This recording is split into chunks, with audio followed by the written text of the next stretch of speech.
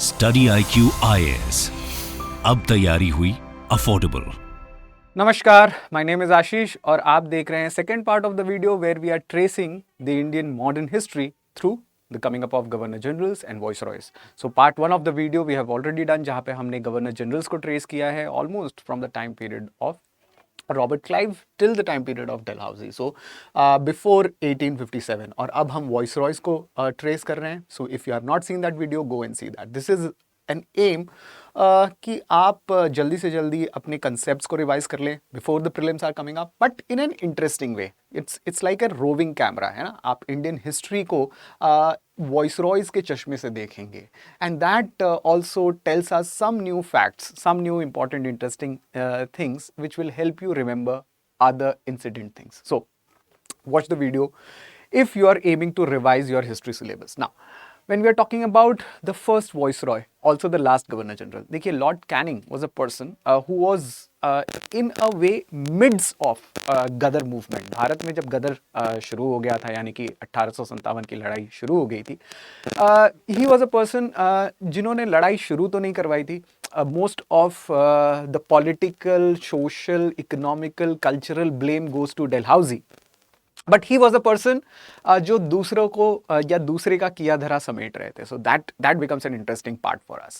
Now Lord Canning, particularly in his time period, saw Government of India Act 1858. 1858 का Government of India Act इनके कार्यकाल में आ रहा था. We have seen the important features of Government of India Act. Particularly, it was ending the rule of East India Company.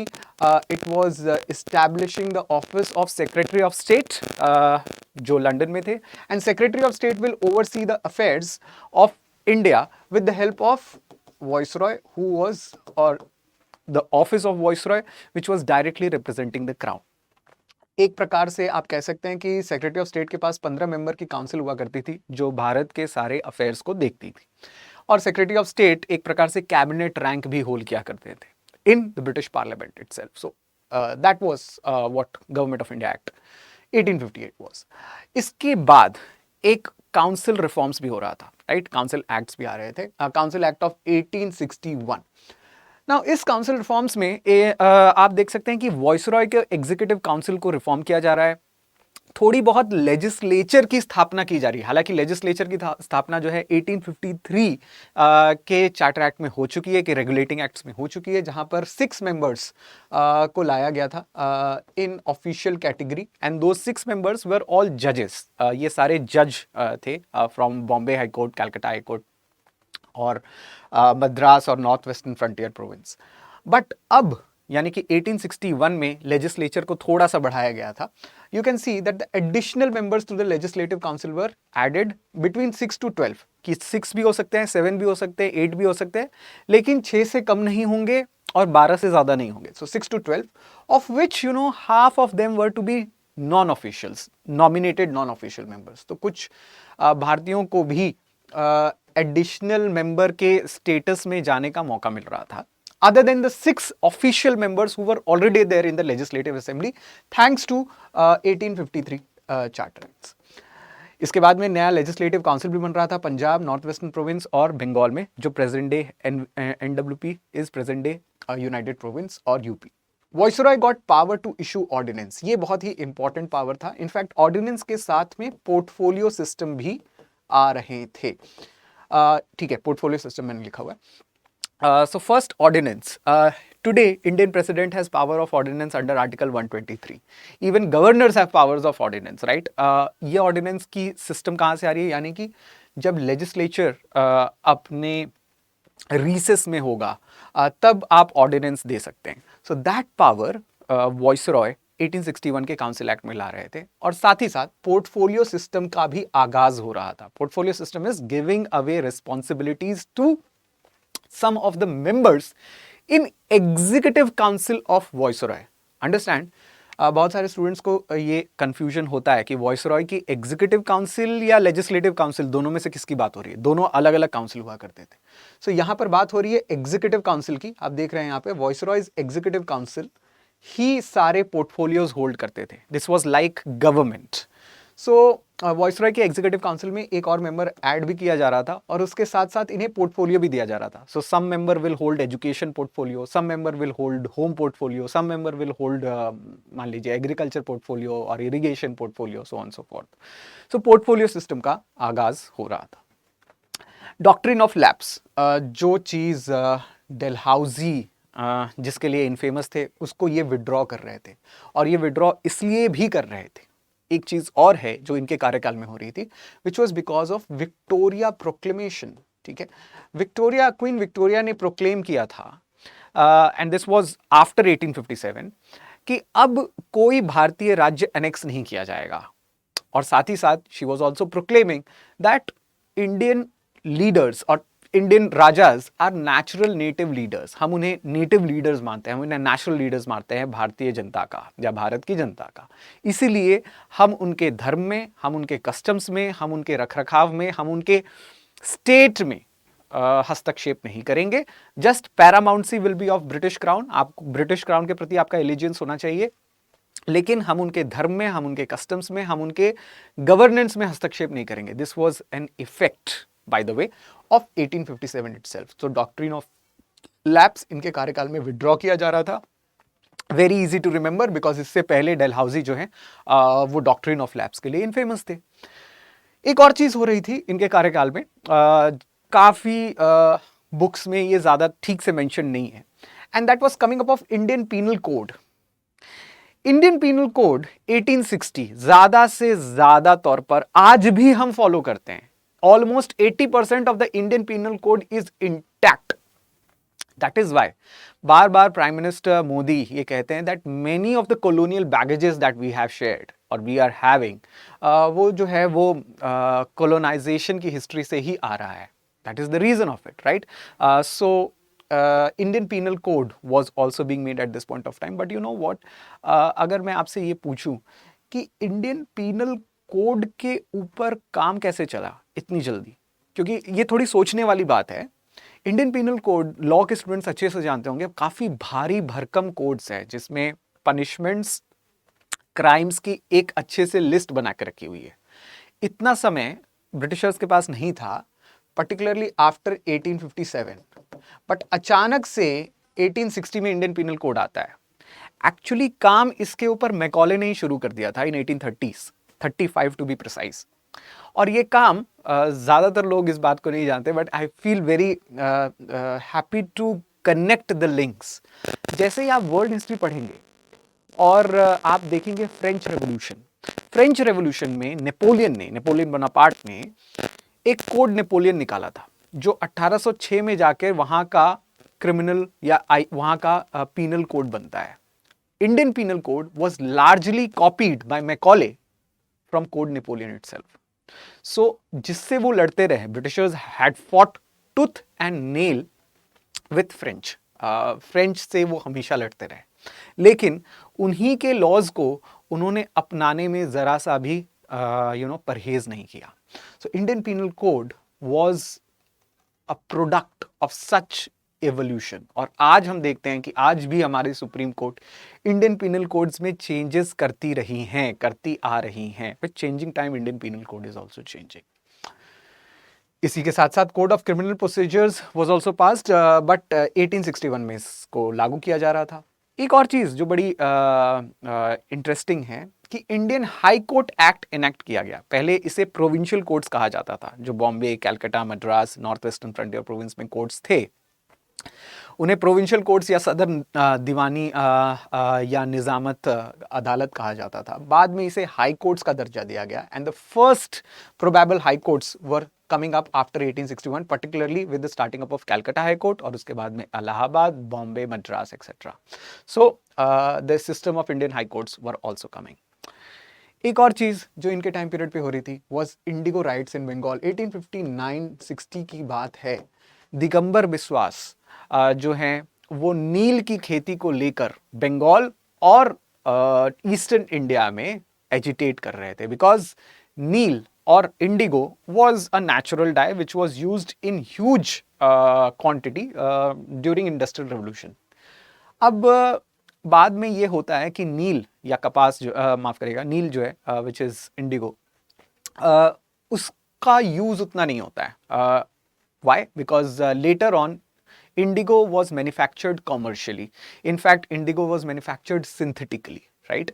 Germany में, France में Indigo की synthetic manufacture जैसे ही शुरू हो गई, ब्रिटिशर्स ने भारतीय किसानों को छोड़ दिया.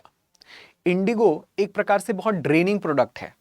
आप अगर अपने खेत में इंडिगो उगाते हैं तो आपकी खेत, आप मान के चलिए कि अगले 1-2 साल में बंजर हो जाएगी.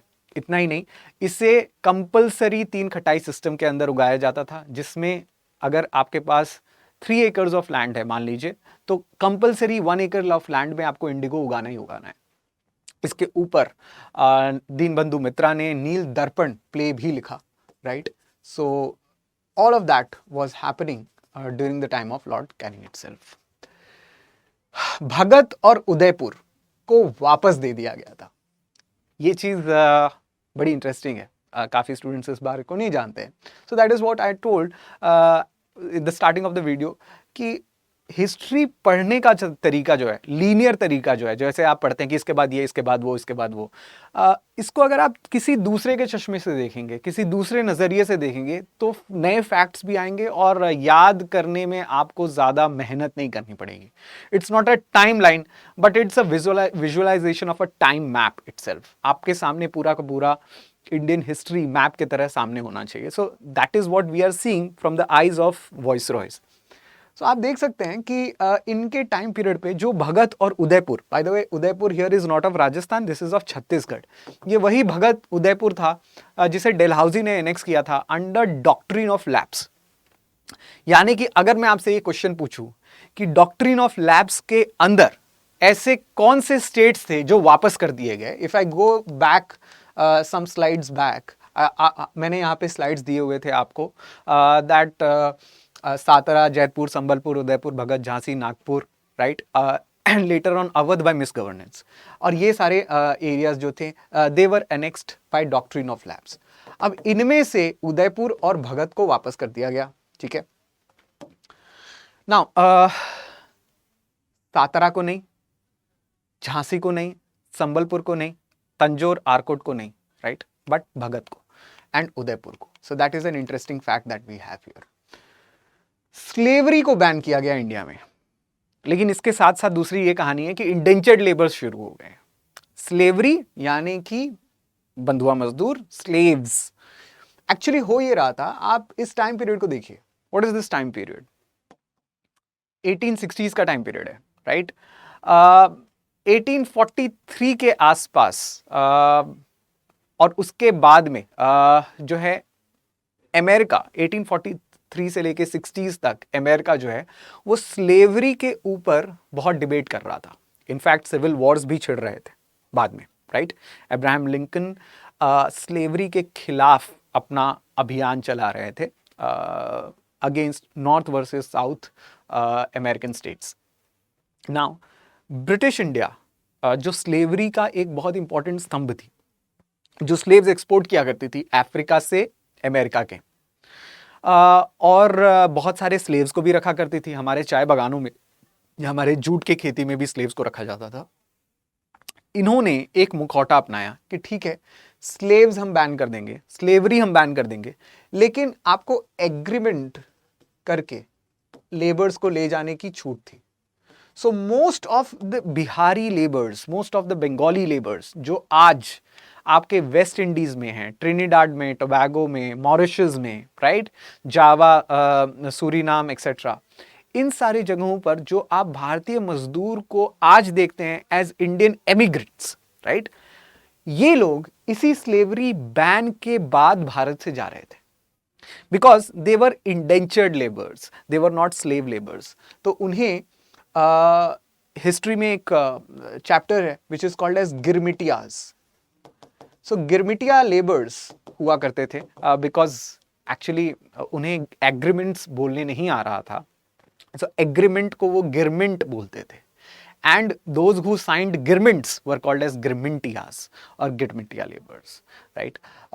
सो that was the sad history of banning of slavery as well as starting of what you call as indentured slavery in India. एक मैंने स्टेटमेंट लिखी है लॉर्ड कैनिंग की, लॉर्ड कैनिंग ये बात सिंधियाज के लिए कह रहे थे, that had not been for Scindias we would have been sent packing back for London.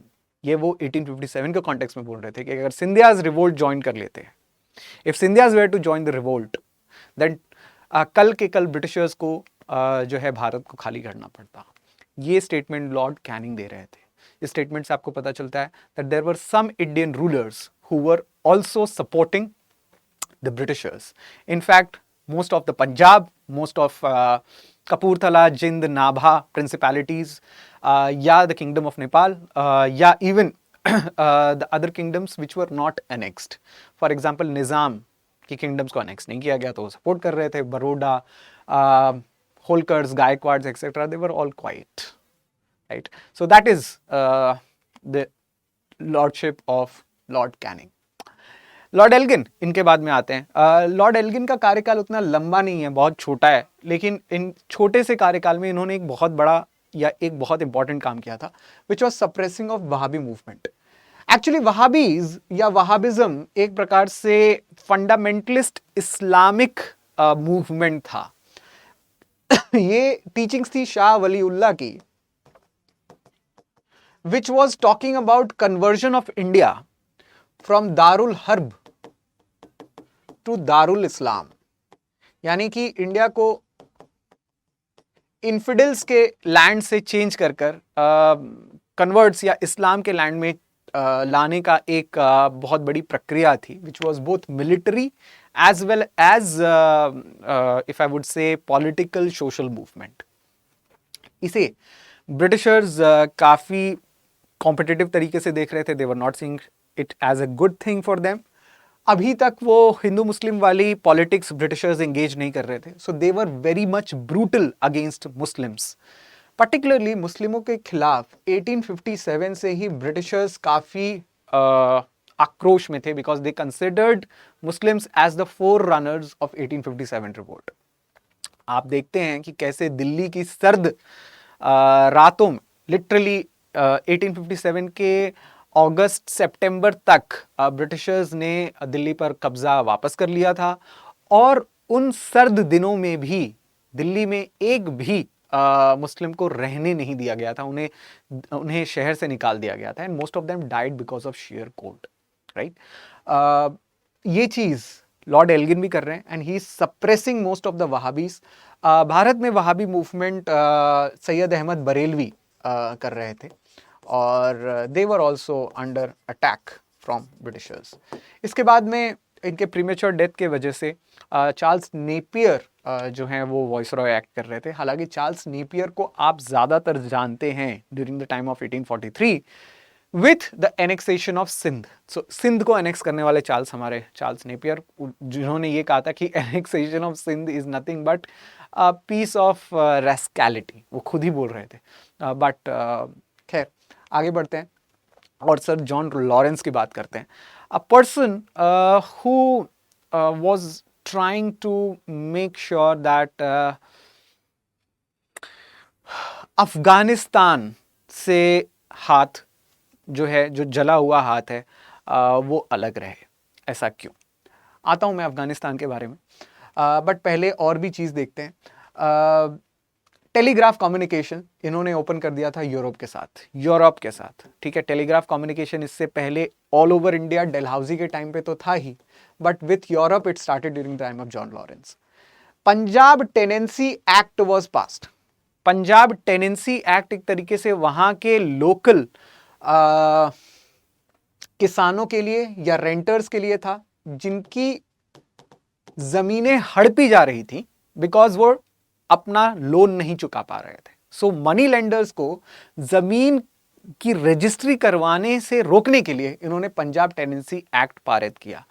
आप कह सकते हैं कि ऐसा क्यों कर रहे थे? बिकॉज ज़्यादातर हम ये समझते हैं that Britishers are against common land owners और समथिंग लाइक दैट, बट ये एक प्रकार से वहाँ की कैनाल कॉलोनी या वहाँ के इरिगेशन से जुड़ी हुई एक पॉलिटिक्स थी, because they wanted more and more people, more and more kisans to be there so that they can pay for their irrigation charges. इसके अलावा he was associated with war in Bhutan in 1865। Assam और बंगाल दुआर्स जो आप आज देखते हैं भारत का हिस्सा, that was also annexed by sir John Lawrence. But एक चीज जो ये करते हैं, ये कहते हैं कि अफगानिस्तान में नॉन इंटरवेंशन होना चाहिए। भाई हम मास्टरली इनएक्टिविटी हम दूर से देखेंगे, दूर से हम देख रहे हैं, नॉन इंटरवेंशनिस्ट पॉलिसी होनी चाहिए। ऐसा क्यों? देखिए 1849 में जब पंजाब फाइनली अनेक्स हो रहा था, तो एक प्रकार से पंजाब अंडर रंजीत सिंह, राजा रंजीत सिंह, महाराजा रंजीत सिंह, ब्रिटिशर्स के लिए बहुत फायदेमंद जगह थी, बिकॉज महाराजा रंजीत सिंह की वजह से अफगानिस्तान और सिंध पर काफ़ी इंपॉर्टेंट नज़र हुआ करती थी। 1839-38 में इन्होंने अफगानिस्तान के साथ वॉर किया, जिसका नतीजा कुछ नहीं आया। वहाँ के लोकल मुजाहिदीन या वहाँ के लोकल अफगानीज, अभी मुजाहिदीन वर्ड यूज़ करना ठीक नहीं है because this is not the time when Russia is interfering, but 1838-39 में जब पहला अफगान वॉर हो रहा था, ब्रिटिशर्स को ये लगा कि ठीक है, हम अफगान को सेटल कर रहे हैं, हम अफगान को जीत रहे हैं। But Afghan was very tough as a terrain, और वहाँ पे लोकल रेबेलियंस होते रहे। इनफैक्ट इतना कि ब्रिटिश कमिश्नर्स जो भी अफगान जाते थे वो मौत के घाट उतर जाते थे। So because of this Britishers thought that ठीक है, we will keep safe hands approach with Afghanistan.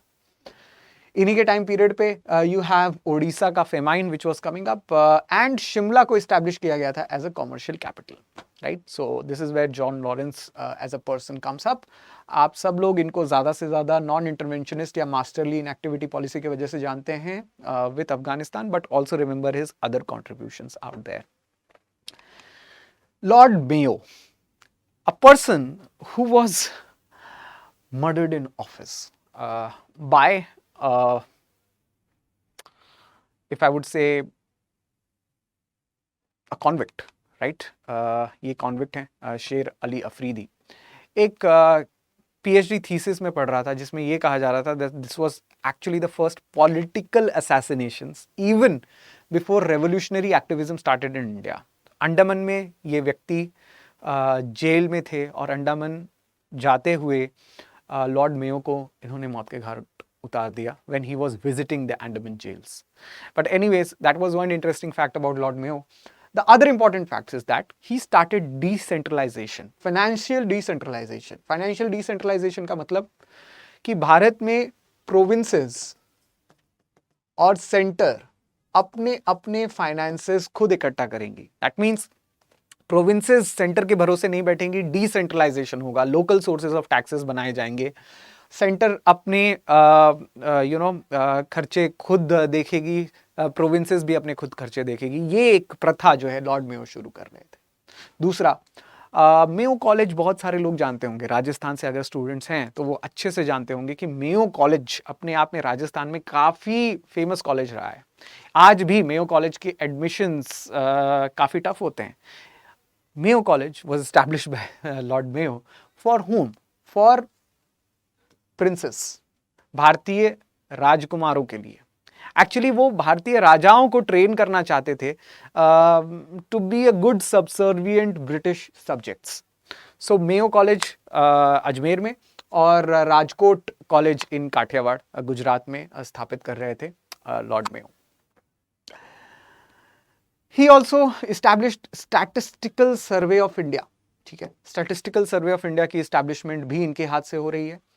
एक failed attempt कर रहे थे ये, हालांकि फर्स्ट ऑफिशियल सेंसस जो है रिपन के टाइम पे हो रहा है, लेकिन एक फर्स्ट फेल्ड सेंसस अटेम्प्ट किया गया था 1872 में, जो फेल हो गया था बिकॉज न इंडियंस को मालूम था कि जनगणना कैसे करवानी है या क्या आंसर्स देने हैं, या न ब्रिटिशर्स को मालूम था कि भारतीयों से क्या क्वेश्चन पूछने हैं। फॉर एग्जाम्पल एक बड़ा इंटरेस्टिंग फैक्ट मैं आपको बताऊं, that all the Britishers were told that Bharat में सिर्फ 4 वर्ण हैं, ब्राह्मण, क्षत्रिय, वैश्य एंड शूद्र, और आपको भारतीयों को इन 4 में से एक कैटेगरी में ही लिखना है, एक कैटेगरी में ही रखना है, राइट। सो आप उनसे उनका वर्ण पूछेंगे। तो जब वो किसी ब्राह्मण से वर्ण पूछते थे तो ब्राह्मण ये बोलता ही नहीं था कि मैं ब्राह्मण हूं। एक भारतीय ब्राह्मण बोलता था मैं कान्यकुब्ज ब्राह्मण हूं, या मैं नाम्बूद्रीपाद ब्राह्मण हूं, या मैं अय्यर हूं। You are getting the fact is that by the time census was done in 1872 for the first time, proliferation of caste had already occurred. Caste इतने बढ़ चुके थे वर्ण से ज्यादा, राइट। वर्ण एक है, ये वर्ण एक चीज होती है, कास्ट दूसरी है, कास्ट जाति है, तो लोग भारतीय अपनी जाति बता रहे थे, ना कि अपना वर्ण। एंड ब्रिटिशर्स पागल हो रहे थे बिकॉज दे थॉट दैट अरे हमें तो विलियम जोन्स ने अपने कोड ऑफ जेंटू लॉज में यही बताया है कि वर्ण होता है। So actually there was a difference between what you called as theory and applicability. Anyways, ये चीज मैंने आपको बताई that the only viceroy to be murdered in office was Lord Mayo. ठीक है, and this is the photo of Mayo college in Ajmer. ठीक है, now before I go further, मैं 2024 की तैयारी कर रहे मेरे स्टूडेंट्स से ये अपील कर रहा हूँ। मैं जानता हूँ कि आप तैयारी कर रहे हैं, आप तैयारी में लगे हुए हैं, बट ये मेरा फर्ज है तो बताना आपको कि P2I बैच आपकी तैयारी के लिए सबसे अच्छा, सरल, अफोर्डेबल और बेस्ट इन क्वालिटी टॉपिक है या बेस्ट इन क्वालिटी प्रोडक्ट है। कैसे? P2I का मतलब होता है प्रीलिम्स टू इंटरव्यू। जैसे ही आप प्रीलिम्स पार करते हैं, प्रीलिम्स की तैयारी तो आप करेंगे ही हमारे साथ ऑनलाइन मोड में, लेकिन जैसे ही आप प्रीलिम्स पार करते हैं, जैसे ही आपका नाम प्रीलिम्स लिस्ट में आता है मेंस लिस्ट के लिए, आपको स्टडी IQ इनवाइट करता है to join its offline batches. जी हाँ, this is a mains residential programme. इस P2I को आप मेंस रेसिडेंशियल प्रोग्राम के तहत देखें, यानी कि एट नो एडेड कॉस्ट आप इसी कॉस्ट पे एडमिशन लेंगे, provided you use the code ASHLIVE। अगर आप कोड नहीं यूज करते हैं तो प्राइजेस आपको हाई पे करना पड़ेगा, लेकिन जैसे आप कोड यूज करते हैं आप इसी कॉस्ट पे एडमिशन लेंगे एट नो एडेड कॉस्ट। जैसे ही आपकी मेंस की लिस्ट में आपका नाम आएगा, हम आपको दिल्ली अपने कैंपस में बुलाएंगे। You will be given residential facilities, you will be given all the other important paraphernalias which is necessary for you to write mains। हम आपके साथ रिगरस ऑफलाइन मोड में मेंस की तैयारी करेंगे, राइट? एंड ये बताना ऑब्वियसली नेसेसरी नहीं है कि वो क्लासेस और रिगरस होंगी, आंसर राइटिंग्स पे और ज़्यादा ध्यान दिया जाएगा, मेंटरशिप तो साथ ही साथ हम आपके टच में हमेशा रहेंगे। सो फैकल्टीज़ भी आपके टच में हमेशा रहेंगे। We have a huge range of the best educators in India available faculties. So to know you know what, at the end of the day we want to see your name in the final list। Idea यही है कि हमें अपने batches से वो rankers निकालने हैं, वो रैंकर्स देने हैं, आपका नाम देखना है इन द फाइनल लिस्ट। जितने आप तत्पर नहीं है उससे ज्यादा हम तत्पर हैं टू सी योर नेम। इसीलिए करता जो आपको करना है, राइट? बिना मरे खुद स्वर्ग नहीं दिखता। आपको आगे कदम उठाना है। You have to take this opportunity, grab it. I am sure that बहुत सारे स्टूडेंट्स अभी प्रीलिम्स दे रहे हैं, आप आगे की प्रीलिम्स के लिए भी तैयारी कर रहे होंगे, right? I am sure that you will clear prelims, but at the same point of time those who have not taken admission, जिनको आगे एडमिशन लेना है, you will take this opportunity, don't waste this opportunity, right? Learn from the best। At least मैं अपने बारे में या अपने सब्जेक्ट के बारे में बात कर सकता हूँ that we take 2, 3, 4, 5 analytical books and then prepare your lectures, right?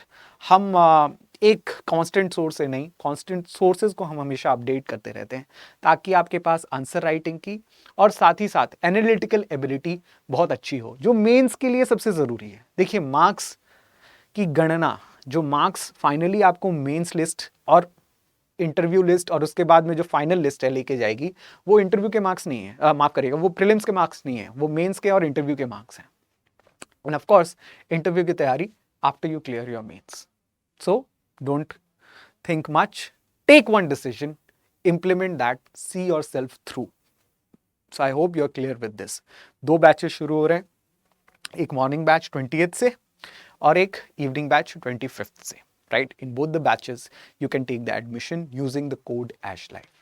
Moving forward, Lord Lytton ऐसे व्यक्ति जिन्होंने इंडिया में नेशनलिज्म को बढ़ावा दिया। इंडियन नेशनलिज्म इनके टाइम पीरियड पर इनके कृत्यों से, इनके कामों से इतना ज़्यादा बढ़ रहा था, हवा मिल रही थी। ये आग में घी वाला काम करते थे। That is Lord Lytton for you. So क्या काम करते थे? इनको एक कंजर्वेटिव गवर्नमेंट ने अपॉइंट किया था डिज़रेली की, लंदन से। इनके टाइम पीरियड पर फेमाइन कमीशन आया था, स्ट्रैची, ठीक है? So Strachey commission was a famine commission under him. एक प्रकार से ये फेमाइंस के ऊपर बड़ा ही ढुलमुल रवैया अपनाए हुए थे। जब फेमाइन आता था उसके बाद में मेजर्स जो है वो लॉन्च करते थे। इतना ही नहीं, जब भारत में फेमाइंस आ रहा था तो ये भारत में दरबार होल्ड कर रहे थे। 1877 का रॉयल टाइटल एक्ट पास कर रहे थे। एक्चुअली टाइटल एक्ट 1876 में आ रहा था और रॉयल दरबार जो है जिसमें क्वीन विक्टोरिया को कैसरे हिंद का तबका दिया जा रहा था, this was happening in 1877। But you know what, Queen Victoria was not even interested to coming to India. ठीक है, वो आई भी नहीं भारत में। ये एक ऐसा दरबार था जो दरबार तो था लेकिन दरबार में वहां के किंग और क्वीन आ ही नहीं रहे थे। He himself was doing everything, God knows for what reason. In fact काफ़ी इंडियन नेशनलिस्ट ने कहा भी कि जब भारत में सूखा है तब लाखों करोड़ों खर्चे जा रहे हैं एक दरबार के लिए। Anyways, vernacular press act launch कर रहे थे। ये सारे स्टूडेंट्स को पता है कि वर्नाकुलर प्रेस एक्ट जो है वो भारतीय न्यूज़पेपर्स को दबाने के लिए था। अमृत बाजार पत्रिका जो थी इसने तोड़ निकाल लिया था। एक्चुअली वर्नाकुलर प्रेस एक्ट में ये था कि देखिए जो भी चीज़ आप छापेंगे वर्नाकुलर्स में, या वो हिंदी में हो, बंगाली में हो, मराठी में हो, अवधी में हो, उर्दू में हो, पर्शियन में हो, इन सब में अखबार आते थे। तो अगर आप जो भी छापेंगे आपको अपने डिस्ट्रिक्ट कलेक्टर से उसे जो है वेरीफाई करवाना होगा। सो that was of course gagging orders. Press के खिलाफ एक तरीके से ये एक्ट था। अमृत बाजार पत्रिका जो बंगाली में जा रही थी वो रातों रात इंग्लिश में टर्न हो गई। सो बाबू शिशिर कुमार घोष इस काम को कर रहे थे। आर्म्स एक्ट 1878 का भी ये भी एक तरीके से रेशियल एक्ट था, because for the first time licences रखने की ज़रूरत थी if you had possession of arms. आप कह सकते हैं कि लाइसेंस रखने में क्या है, आज भी बहुत सारे भारतीय, इनफैक्ट बहुत सारे क्या सारे भारतीयों को विदाउट लाइसेंस आर्म्स रखने की पाबंदी है। आप विदाउट लाइसेंस आर्म्स नहीं रख सकते, दैट इज अंडरस्टूड। बट यहाँ पे यूरोपियंस को विदाउट लाइसेंस आर्म्स रखने की छूट थी, भारतीयों को छूट नहीं थी। सो that was the racial element. एक चीज और कर रहे थे, और मैं ये फैक्ट अपने यूपीएससी की तैयारी कर रहे स्टूडेंट्स को बार बार बताना चाहता हूं। आज मैक्सिमम एज क्या होती है? 32, राइट? 31। उस टाइम में maximum age to stand in civil services exam, ICS exam, was 21, जिसको फर्दर इन्होंने कम कर दिया, मेकिंग इट 19। 21 साल में तो आप शुरुआत करते हो तैयारी की, राइट? दैट इज ग्रेजुएशन के बाद आप तैयारी की शुरुआत करते हो। This was the maximum as by the way that Britishers had put up. ऐसा क्यों कर रहे थे? ये ऐसा इसलिए कर रहे थे because they were not wanting Indian civil services having Indian people. 21 April को we had celebrated the civil services day, और उस दिन we have done a special video on Indians getting entry into ICS, the history of Indian civil services. अगर आपको और जानना है, you can go and search the video with my name on it. Study IQ portal पे आपको available मिलेगा under the play list of time capsule. Anyways, इन्होंने एक स्टैट्यूटरी सिविल सर्विसेज भी प्रपोज किया। इन्होंने कहा कि देखो भाई, आईसीएस सिर्फ ब्रिटिशर्स के लिए होना चाहिए। इंडियन सिविल सर्विसेज में एक टॉप सिविल सर्विस के लिए सिर्फ ब्रिटिशर्स होने चाहिए। स्टैट्यूटरी सिविल सर्विसेज हम बना देते हैं, छोटा मोटा सिविल सर्विस जो है वहां पे इंडियंस रहेंगे। That was Lytton for you. एक चीज और वो कर रहे थे, वो ब्रिटिश मर्चेंट्स के लिए चीजें आसान बना रहे थे। ब्रिटिश मर्चेंट्स के लिए एक्चुअली वहां से जो भी चीजें इंपोर्ट होती थी इंडिया में, यानी कि ब्रिटेन से जो चीज़ें इंपोर्ट होती थी इंडिया में, उस पर ड्यूटी लगाना बहुत ज़रूरी होता था। अगर ड्यूटी नहीं लगाएंगे तो वहाँ के चीप कमोडिटी या क्लोथ्स जो है यहाँ पर आकर मार्केट्स को फ्लड कर देते थे। इनफैक्ट अर्लीस्ट नेशनलिस्ट्स जो भी थे वो भी इस बात को बार बार कहते थे कि भैया फॉरेन गुड्स पर टैक्स लगाइए। इन्होंने duty of rough foreign clothes को अबॉलिश ही कर दिया। उन्होंने बोला कोई टैक्स नहीं लगेगा, अबॉलिश कर दो। Dumping of foreign goods in India started. Duty on imported cloth was also abolished.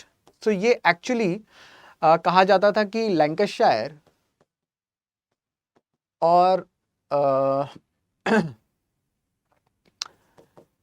particularly Lancashire was the place from where cotton clothes or cotton factories were there. And Manchester United, और Manchester United तो आपकी football club है, but Manchester और Lancashire, ये दोनों शहर, ये दोनों जगह वहाँ से, ब्रिटेन से एक प्रकार से कॉटन की मार्केट्स को फ्लड करते थे इंडिया में, और इन दोनों मर्चेंट्स, इन दोनों शहरों के, इन दोनों कस्बों के मर्चेंट से लिटन का काफ़ी अच्छा लेना देना था. So that was Lytton for you. Appeal against the magistrates were banned. सारे मैजिस्ट्रेट्स जो भी निर्णय दे रहे थे उनके खिलाफ अपील को बैन कर दिया था लॉर्ड लिटन ने. सो this was his reactionary policy. ये काफ़ी रेशियली इंडियंस को चैलेंज किया करते थे, और इन्हीं के टाइम पीरियड पर आप देखते हैं that there was building up of Indian freedom parties और national struggle parties, right. Indian association आ रही थी, ईस्ट इंडियन प्रेसिडेंसी एसोसिएशन आ रही थी, बॉम्बे प्रेसिडेंसी एसोसिएशन आ रही थी, मद्रास महाजन सभा आ रहे थे, right. Zamindari association, these were some of the important parties, pre Congress parties, जो कांग्रेस के पहले आ रही थी, राइट. और इसके बाद में लॉर्ड रिपन शायद एक ऐसे व्यक्ति थे जो सबसे लिबरल और भारतीयों में ज्यादा पॉपुलर हुए. अगर आप ब्रिटानिका के इंसाइक्लोपीडिया पर जाएंगे तो इन्हें बताया जाता है that Lord Ripon was the most popular among Indian masses, कि इंडियन मासेस में अगर सबसे चहीते कोई हैं या होंगे तो वो रिपन थे. एक्चुअली कंपटीशन है दो लोगों में, लॉर्ड विलियम बेंटिक और लॉर्ड रिपन, ठीक है. लॉर्ड विलियम बेंटिक चहेते बनना चाहते थे, वो पैटर्नलिस्टिक एटीट्यूड के साथ चहेते बनना चाहते थे कि मैं भारतीयों का भला कर रहा हूं. But actually a person who thought the most about Indians from the British side, of course, credit must be given to Lord Ripon. इनको लिबरल पार्टी के अंदर ग्लैडस्टोन ने अपॉइंट किया था. इन्होंने वर्नाकुलर प्रेस एक्ट को रिपील कर दिया, वापस ले लिया.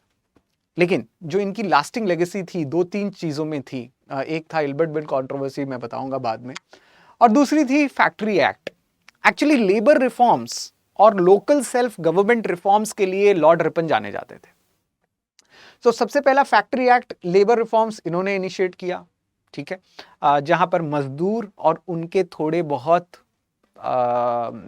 अगर मैं कहूं राइट्स को लेकर ये चिंतित थे, और इन्होंने फैक्ट्री सेटअप्स कैसे हों, कितने वर्कर्स काम करने चाहिए, कितने आवर्स होने चाहिए, एक्सेट्रा एक्सेट्रा, ये सारी चीज for the first time initiate की भारत में. इतना ही नहीं, इन्होंने बच्चों को भी जो ज़्यादा एक्सप्लॉइट होते थे, पर्टिकुलरली इन द चाय बगान्स ऑफ असम के चाय बगानों में बच्चों को ज़्यादा एक्सप्लॉइट किया जाता था, वहाँ पर भी इन्होंने एक प्रकार से लगाम लगाने की कोशिश की. So employment of children below 7 years को बैन कर दिया गया, और बिलो 12 ईयर्स को रिड्यूस किया गया work hours. So that was the legacy of Lord Ripon. ये बात आप सब लोग जानते हैं कि इन्होंने लोकल सेल्फ गवर्नमेंट सेटअप करने के लिए काफी काम किया. So Madras local board was set up in 1884 under him. Actually 1882 का लोकल सेल्फ गवर्नमेंट रेजोल्यूशन था, जहां पर municipal boards for the first time were coming up in India. So Bharat में म्यूनिसिपल बोर्ड्स को लाने का भी सबसे पहले काम लॉर्ड रिपन कर रहे थे. एक और कमीशन था एजुकेशन का, हंटर कमीशन, जो वुड्स डिस्पैच हुआ था कि नहीं हुआ था ठीक से, particularly Wood's dispatch under Charles Wood was done during the time of Lord Dalhousie. एक तरीके से मैं कहूँ तो वर्नाकुलर एजुकेशन और प्राइमरी सेकेंडरी एजुकेशन के ऊपर ज़्यादा वो रिफॉर्म चल रहे थे. हंटर कमीशन जो है वुड्स डिस्पैच के बाद एजुकेशन कमीशन में आया था. इल्बर्ट बिल इन्होंने लाया. देखिए, इल्बर्ट बिल एक प्रकार से छूट दे रही थी इंडियन जजेस को, भारतीय जजेस को. छूट क्या, भारतीय जजेस के ऊपर एक प्रकार से भरोसा जता रही थी कि अगर भारतीय जज लर्नेड हैं तो वो इंडियंस को ही नहीं बल्कि यूरोपियंस को भी या ब्रिटिशर्स को भी जो क्राइम्स के चार्जेस में भारतीय जेल में आएंगे या भारतीय कोर्ट्स में आएंगे उनको ट्राई कर सकते हैं. ब्रिटिशर्स को ये बात गवारा नहीं थी. This exposed the racial tendency of Britishers in India. Britishers कहते हैं ना कि वो रेशियल नहीं थे, उनके पास तो व्हाइट मैन्स बर्डन था. लेकिन जैसे उन्हें यह पता चला कि इल्बर्ट बिल एक भारतीय जज को भी हक देगा कि आपको ट्राई किया जा सकता है, they were like no sir, nothing doing, हम यहां पर रूल करने आए हैं. और जिनको हम रूल कर रहे हैं वो हमें सजा नहीं दे सकता। हाँ, भले ही एक ब्रिटिश जज को खड़ा कर दो, चलेगा, लेकिन यहां पर नस्ल भेद बहुत क्लियर था। इल्बर्ट बिल लॉर्ड रिपन ने लाया था, हटाया नहीं था। लेकिन जो एक्सट्रीम कंट्रोवर्सी इसके बाद क्रिएट हुई, एक प्रकार से लॉर्ड रिपन को यह कहा जाता था that he had Weeknd the British power in India. आप ब्रिटानिका इंसाइक्लोपीडिया में जाकर देखेंगे, सबसे पहला लाइन यही लिखा हुआ है कि Lord Ripon had Weeknd the power of British in India. एक चीज और, Lord Ripon is the only viceroy who was born in 10 Downing Street. 10 Downing Street British prime minister का ऑफिशियल एड्रेस है। इनके फादर ब्रिटिश प्राइम मिनिस्टर हुआ करते थे। He was a liberal person out there, एक लिबरल टेंडेंसी से आ रहे थे, एक लिबरल सोच से आ रहे थे। ही वॉज नॉट अ कॉन्क्विस्टडोर, कोई मिलिट्री आदमी नहीं थे। बट एनीवेज, पहला सेंसस मैंने आपको बताया 1881 में इनके मातहत होता है, इनके अंदर होता है, और 254 million was the first census data that we had, कि इतने सारे पॉपुलेशन थे हमारे पास, 254 million souls out there. Today, as we are seeing this, as we are talking, मुझे UNFPA की वो रिपोर्ट याद आती है जिसमें अब इंडिया जो है हाईएस्ट पॉपुलेटेड स्टेट है वर्ल्ड का. So we have come from this to 2023, right. Famine code इन्होंने लाया और एक प्रकार से एक SOP बनाई कि फेमाइन के आने के साथ साथ क्या क्या करना है. एग्रीकल्चरल सेसेस, टैक्सेस ख़त्म करने हैं, इरिगेशन इंक्रीज करना है, राशंस लोगों को देने हैं, etcetera etcetera. So that was Lord Ripon for you. Okay, starting with Lord Dufferin, a person जिसके अंदर इंडियन नेशनल कांग्रेस की स्थापना हो रही है, but the same point of time इनके हाथ से कुछ कंट्रोवर्सीज भी थी. Will see them, but the other more important things are third Burmese war was fought, माफ करिएगा, third Burmese war was fought during his time. In fact Burma को एक तरीके से ब्रिटिश प्रोविंस का पार्ट बना दिया गया था, इंडियन एस्टैब्लिशमेंट का पार्ट बना लिया गया था with Rangoon as its capital. So annexation of Burma was happening with a very definitive stance. Indian National Congress was founded, that is true, but at the same point of time, Indian National Congress जैसे ही आप पढ़ते हैं, you also study about the safety valve theory, right? और आप पढ़ते हैं कि एलन ऑक्टेवियन ह्यूम कैसे इंपॉर्टेंट रोल प्ले कर रहे थे. अब एलन ऑक्टेवियन ह्यूम के बारे में आप बार बार पढ़ते हैं कि weather he was in cohorts with Indian Congress leaders, right, moderate Congress leaders, so on so fourth. But इसमें डफरिन की पर्सपेक्टिव अगर आप देखेंगे, डफरिन बार बार इंडियन कांग्रेस को कहते थे एक माइक्रोस्कोपिक माइनॉरिटी है, कोई पार्टी नहीं है, बस ये एक भारत के बहुत ही छोटे वर्ग को रिप्रेजेंट करती है, ये कोई नेशनल पार्टी बनने के लायक नहीं है. In fact, he was also criticizing Alan Octavian Hume. You know what? Yes. वो कह रहे थे to his governor in Bombay, particularly Bombay में governor Ray was there, and he was saying that please keep attention, keep your eyes on Alan Octavian Hume because he seems to be taking a lot or thinking a lot of himself. तो ये कुछ important facts थे जो historians present करते हैं कि Alan Octavian Hume कोई Dufferin के खास नहीं थे, डफरिन के कोई सगे नहीं थे, कि ब्रिटिश गवर्नमेंट उसको प्रपोज कर रही है कि ठीक है जाके आप कांग्रेस की स्थापना करिए, ऐसा कुछ भी नहीं था. Dufferin was equally very suspicious of Hume. एक और चीज़ थी जो इनके टाइम पे पास हो रही थी, वो थी बंगाल टेनेंसी एक्ट. और बंगाल टेनेंसी एक्ट, जैसे मैंने आपको बताया पहले वाली पंजाब टेनेंसी एक्ट वहाँ के टेनेंट्स को फेवर करने के लिए आ रही थी. बंगाल टेनेंसी एक्ट आ रही थी बंगाल के पबना रिवोल्ट के बाद.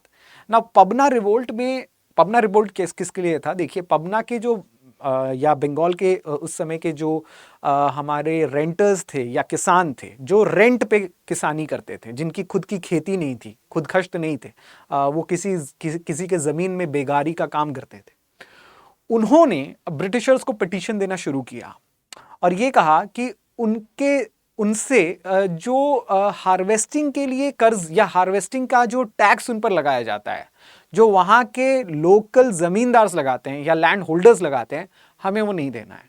उन्होंने एक नारा दिया था, निज कमरे धान तोलो, राइट, कि अपने जगह पर, अपने घर पर, अपने खेत, अपने खलिहान में आप धान को साफ करिए, धान को राइस बनाने के पद्धति में आप उसको विनोइंग, थ्रैशिंग एक्सेट्रा करते हैं, यानी कि ग्रेन हार्वेस्टिंग आप अपनी जगह पर करिए। ज़मींदार के घर पर जाके करेंगे तो वो उसका एडेड टैक्स लेगा। And because of all that agitation, Pabna revolt, actually Pabna revolt Britishers से भारतीय किसान जो थे वो मदद मांग रहे थे, and that is why the Bengal tenancy act was coming up, right. So हर एक किसान रिवोल्ट की अपनी अपनी कहानी है। That is the interesting fact कि आप वॉइसरॉयज के एंगल से देखते हैं, राइट। बाद में आती है वॉइसरॉय लैंसडाउनी। इनके नाम पर हिमाचल में एक शहर भी है और चॉकलेट भी है, लैंसडाउनी चॉकलेट भी है, लैंसडाउनी शहर भी है। लेकिन what was he more known for was the Council Acts of 1892। हालांकि काउंसिल एक्ट ऑफ 1892 में विस्तार से बात करेंगे, but we will see what he did before. So 1891 में age of consent act pass हो रहा था। इस पे इनडायरेक्टली क्वेश्चन यूपीएससी ने पूछा है, that was related to Rakhmabai case. If you remember, age of consent pass हो रहा था फॉर 12 ईयर्स, यानी कि 12 साल से पहले अगर आप किसी लड़की की शादी कर रहे हैं तो आपको जेल हो सकती थी। केस हो रहा था जहां पर 8-9 साल के लड़कियों की शादी हो रही थी, पर्टिकुलरली जमींदारों से, और उन्हें कोर्ट में कटघरे में खड़ा करने की तैयारी की जा रही थी। हालांकि इसके ऊपर काफी वाद विवाद छिड़ा, पर्टिकुलरली लोकमान्य तिलक जैसे लीडर्स ने भी कहा दैट अगर रिफॉर्म्स करने हैं तो वो हम खुद करेंगे। इंडियन कस्टम्स या सोसाइटीज़ में रिफॉर्म्स करने की छूट ब्रिटिशर्स को नहीं दी जानी चाहिए। But anyways, age of consent bill pass हो रहा था because there was death of one particular girl who became pregnant after 12 years, but और प्रेगनेंसी की वजह से उनकी डेथ हो जाती है, and this creates a whole lot of huge controversy out there. So age of consent was being passed. आप ये भी जान के हैरान होंगे ही, आई एम श्योर, कि एज ऑफ कंसेंट कितना कम था उस जमाने में। So yes, this was one of the attempts by Britishers after 1857। देखिए, एक चीज थोड़ा ध्यान रखिएगा while you are reading Indian history, कि इंडियन हिस्ट्री में जो भी अटेम्प्ट्स किए जा रहे थे इंडियन सोसाइटी को रिफॉर्म करने के, इंडियन सोसाइटी को रिफॉर्म्स करने के, वो सारे अटेम्प्ट 1857 के पहले थे। 1857 के बाद ब्रिटिशर्स दूध के जले छाछ भी फूक के पीते हैं, इस तरीके से काम करते थे। So they were very much very of interfering in Indian customs, but this was one such instance. वो रखमाबाई केस की वजह से एक इंस्टेंस ऐसा आया कि ये एक्ट पास करना पड़ा। So this is very important for you to understand, ठीक है। ड्यूरेंट लाइन का डिमार्केशन चल रहा था। Durand line was the line which had to be demarcated between British and Afghanistan territories, तो ब्रिटिश इंडिया और अफगानिस्तान टेरिटरीज। आज ड्यूरेंट लाइन जो है वो पाकिस्तान और अफगानिस्तान के बीच में है। इन्होंने इंडियन सिविल सर्विसेज को क्लासिफाई किया 3 भागों में, imperial civil service, provincial and subordinate. उनका काम था कि प्रोविंशियल और सबऑर्डिनेट में भारतीयों को ज़्यादा एडमिशन दिया जाए, इंपीरियल सर्विसेज में कम दिया जाए, ठीक है। इंडियन काउंसिल एक्ट एक प्रकार से काफ़ी देर से आया एक्ट, 1885 कांग्रेस के बनने के बाद, इंडियन एसोसिएशन के आने के बाद, ये कुछ इंपॉर्टेंट पार्टीज थी। आप देख रहे थे कि काउंसिल रिफॉर्म्स हो रहा था। जो वॉइसरॉय काउंसिल था, अब उसमें 6 official ex officio members add हो चुके थे। एडिशनल मेंबर्स की जो संख्या थी, पहले वो आप जानते हैं दैट इट वाज 6 to 12, अब उसको बढ़ाकर 10 से 16 कर दिया गया था। सो 10 भी हो सकता है, 16 भी हो सकता है, लेकिन इसमें से आधे से ज्यादा जो थे वो थे भारतीय या नॉन ऑफिशियल इंडियंस को एनलिस्ट करने की मांग की गई थी। Legislative capacity of Bombay, Madras, north western frontier province increase किए गए थे। इन सभी लेजिस्लेचर्स में सीट्स बढ़ाई गई थी। रिप्रेजेंटेशंस अब डिस्ट्रिक्ट बोर्ड्स दे सकते थे, यूनिवर्सिटीज दे सकते थे, लोकल सेल्फ गवर्नमेंट दे सकते थे, जमींदारी एसोसिएशंस दे सकती थी। ये रिप्रेजेंटेशन किसको दे सकते थे? यानी कि यहां से लोग चुनकर अब प्रोविंशियल असेंबलीज में जाना शुरू हो गए थे। सो this was like giving indirect elections it's due. So indirect elections अब आ रहे थे, डायरेक्टली लोग वोट नहीं कर रहे थे। इन्होंने राइट टू डिस्कस दिया कि आप कोई भी बिल आएगा तो हम डिस्कस कर सकते हैं लेकिन वोट नहीं करेंगे। At the same point of time आप क्वेश्चन पूछ सकते हैं लेकिन सप्लीमेंट्री क्वेश्चन नहीं पूछ सकते। फॉर एग्जाम्पल, अगर मैं आपसे एक पॉलिटी का क्वेश्चन पूछूं that the star marked questions in Indian parliament, जो इंडियन पार्लियामेंट में स्टार मार्क्ड क्वेश्चंस हैं, क्या वो सप्लीमेंट्री क्वेश्चंस होते हैं? Please right the comments in sections. You know that very well. I know that most of you are very smart people preparing for civil services exam, but this is how your mind should work. आपको इसी तरीके से अपने mind को भी work करवाना है। That the moment you see कि आज भी ऐसा सिस्टम है क्या जहां पर आप एक बार क्वेश्चन पूछ के पीछे हट सकते हैं क्या? क्या ऐसा होता है क्या इंडियन पार्लियामेंट में? क्या सप्लीमेंट्री क्वेश्चंस अलाउड होते हैं क्या इंडियन पार्लियामेंट में? आपको ये सवाल पूछने चाहिए अपने आप से। And when you will get the answer, तो आप हिस्ट्री से पॉलिटी की तरफ स्विच कर रहे हो और प्रिपेयर कर रहे हो। This is the cutting edge preparation that you will do. ठीक है, सो आपका माइंड जो है साइमल्टेनियसली काम करना चाहिए। Since people are preparing for prelims, this is how you should prepare also. Lord Curzon, lord Nathaniel Curzon, जितना कहें उतना कम है। एनसाइक्लोपीडिया ब्रिटानिका में काफ़ी डिटेल में लॉर्ड कर्जन के बारे में कहा गया है। बहुत ही कलरफुल लाइफ इन्होंने जी है। ईटन से बिलोंग करते थे, वहाँ की बहुत ही इंपॉर्टेंट प्रिपरेटरी स्कूल हुआ करती थी। ही वॉज अ पर्सन जो अंडर सेक्रेटरी रहे, बाद में सेक्रेटरी ऑफ स्टेट भी रहे, और उसके बाद में इन्हें वॉइसरॉयशिप दी जा रही थी। आप सब लोग कर्जन को पार्टीशन ऑफ बंगाल के लिए जानते हैं, इसमें कोई बताने वाली बात है नहीं। लेकिन उसके अलावा भी कर्जन का काफ़ी कैरेक्टर रहा है, और वो कैरेक्टर बताना मुझे बहुत इंपॉर्टेंट लगता है आप सब लोगों को। तो आइए सबसे पहले देखते हैं मुंडा उलगुलन। बिरसा मुंडा के अंदर जो प्रेजेंट डे झारखंड है, वहाँ पर एक प्रकार से रिवोल्ट चल रहा था। मुंडा उलगुलन के टाइम पीरियड पर है। फेमाइन भी आ रहा था इन्हीं के टाइम पीरियड पर, हालांकि फेमाइन ऑलमोस्ट खत्म हो चला था तब वो आए थे। इन्होंने प्रेस को फर्दर कम करने के लिए, उस पर लगाम लगाने के लिए ऑफिशियल सीक्रेट्स एक्ट की भी घोषणा की। So it curbed the press freedom 1902। एक रेलिक कमीशन आ रहा था, this was commission with respect to education out there. ठीक है, यूनिवर्सिटीज सेटअप हो रहे थे इसी टाइम पीरियड पे। सो कैलकाटा यूनिवर्सिटीज एक्सेट्रा वो सेटअप हो रहे हैं। एक और चीज थी, इन्हें इंडियन मॉन्यूमेंट्स की लूट पसंद नहीं थी। आप जानते हैं कि आज वाइल वी स्पीक काफ़ी स्मगल्ड आर्टिफैक्ट्स भारत से जो स्मगल करके लिए गए हैं, वो स्मगल्ड आर्टिफैक्ट्स अब भारत को वापस मिल रहे हैं। यूके से मिल रहा हो, यूएस से मिल रहा हो, लंदन से, माफ करिएगा, सिडनी से मिल रहा हो, राइट। बट अगर क्वेश्चन ये आता है that an British viceroy who put an end to Indian smuggling of artifacts, कि इंडियन आर्टिफैक्ट्स की स्मगल को किसी ने रोका है, तो वो है कर्जन। इनको मॉन्यूमेंट्स, भारतीय मॉन्यूमेंट्स हों या इवन लंदन में रिटायर होने के बाद इन्होंने काफ़ी मॉन्यूमेंट्स खरीदे और उसका रेनोवेशन भी करवाया, और फिर बाद में देश को दान भी दे दिया। So he was a person who was very much attached with monuments, and he passed this order so that Britishers stopped looting monuments and taking monuments from India. So वो लोग जो expedition पे जा रहे हैं और वहाँ से जो monuments मिलता है वो लेके चले गए, वो लूट कर्जन ने रोकी। एक फ्रेजर कमीशन भी उन्होंने लॉन्च किया था। अगर मैं आपसे पूछूं, माय स्मार्ट जनता out there, so you must be knowing कि फ्रेजर कमीशन जो था वो एक पुलिस रिफॉर्म कमीशन था।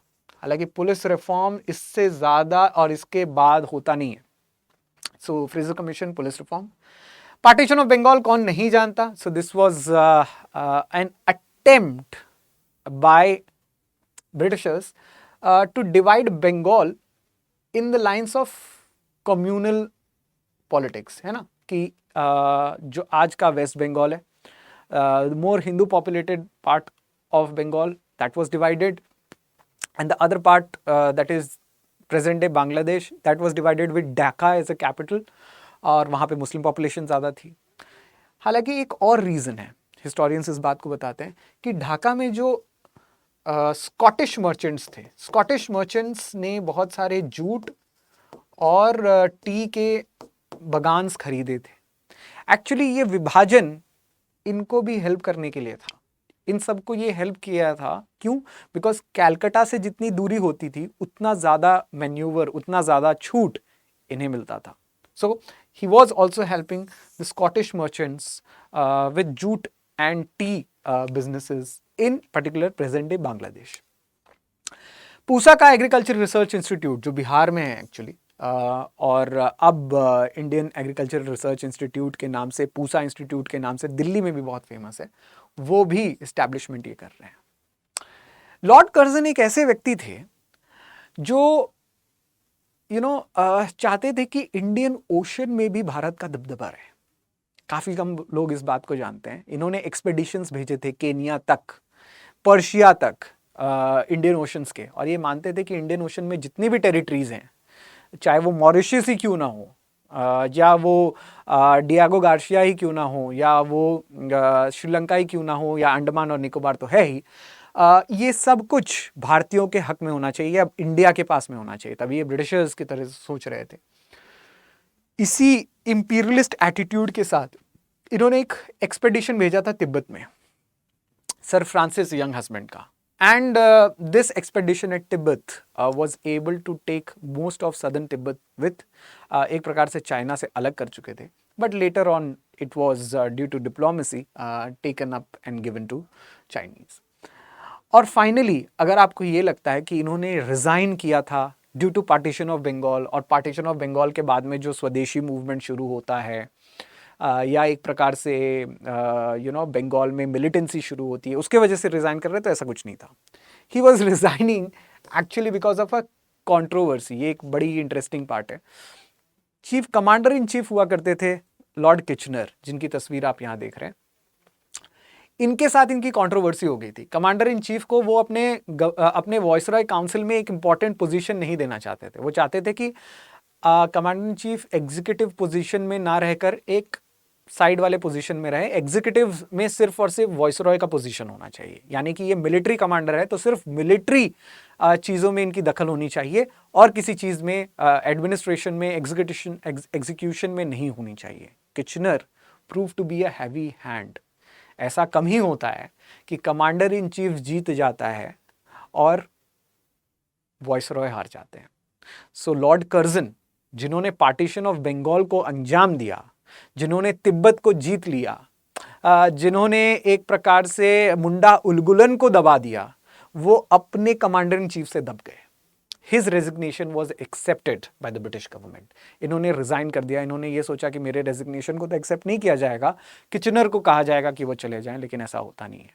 इनफैक्ट लॉर्ड कर्जन ने बड़ौदा के राजा सयाजीराव गायकवाड़ को भी काफ़ी परेशान किया था। इनफैक्ट उनको मजबूरन अपने बेटे के हक में राजगद्दी छोड़नी पड़ी थी। उन्होंने बड़ौदा के राजा and even all the Indian princely states को विदेश जाने से भी रोका। So that is the legacy of Lord Curzon. यहाँ पे I have used one picture जहाँ पे लॉर्ड कर्जन शेर के साथ हैं और एक इंडियन रूलर के साथ हैं। मारे हुए शेर तो आप जानते ही हैं, लेकिन इंडियन रूलर जो है वो सिंधियाज थे। सो ऐसे तस्वीर आपको बहुत सारे मिलेंगी जो भारत में हंटिंग के हिस्ट्री को भी बताती है। लॉर्ड कर्जन या उनके जैसे दूसरे वॉइसरॉयज इस ग्रेट गेम के भी पार्ट हुआ करते थे। The reason why cheetahs are not here and we had to import from Kenya, right, और Mozambique. This is a very interesting part of Indian history. Lord Minto, a person who sowed the dragon's teeth, जिन्होंने communal agenda की खेती की, right. इनके time पे Morley Minto reforms आ रहा है 1909 का। सबसे ज्यादा seats, non official seats in legislative capacity बढ़ाए गए। जो सीट 1861 में 6 से 12 थी लेजिस्लेटिव कैपेसिटी की, उसको 1892 में 10 से 16 किया गया। अब उसी सीट्स को 60 पर ले जाया गया, particularly during the Morley Minto reforms.